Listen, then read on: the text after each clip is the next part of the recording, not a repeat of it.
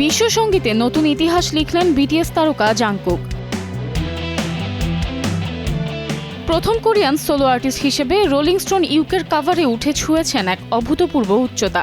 Korea, Britain ও Japan 3 দেশের সংস্করণে একসঙ্গে কাভার স্টার হয়ে তৈরি করেছেন নজির।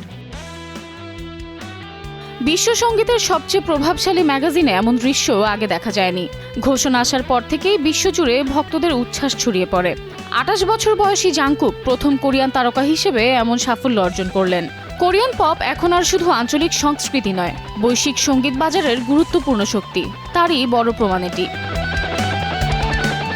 এই এক্সক্লুসিভ কভার স্টোরি যুক্তরাষ্ট্র, ফ্রান্স, ভারত, ফিলিপাইন্স ও চীনের ডিজিটাল এডিশনেও প্রকাশ পেয়েছে।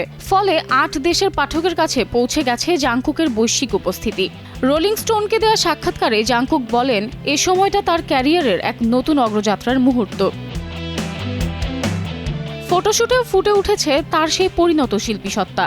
বিটিএস এর গোল্ডেন মাকনে থেকে আন্তর্জাতিক সোলো আইকনে রূপান্তর। স্পটিফাইতেও জাংকুক ছুঁয়েছেন নতুন ইতিহাস। প্রথম কোরিয়ান সোলো শিল্পী হিসেবে অতিক্রম করেছেন 10 বিলিয়ন স্ট্রিম।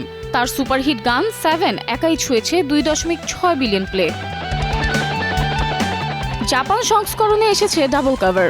রিলিজের পরেই প্রি অর্ডার সাইটে সঙ্গীতপ্রেমীদের চাপে কিছু প্ল্যাটফর্ম অচল হয়ে যায়। বিশেষজ্ঞদের মতে এই বহু দেশে একযোগে কভার প্রকাশ জাংকুকের ব্র্যান্ড পাওয়ারকে পৌঁছে দিয়েছে নতুন উচ্চতায়। জাংকুকের এই ত্রিদেশীয় কভার শুধু তার ব্যক্তিগত অর্জন নয়, কোরিয়ান সঙ্গীতের বৈশ্বিক প্রভাবের আরেক প্রমাণ।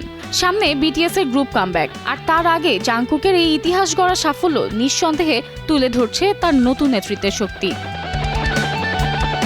Samiha Majumdar, star news.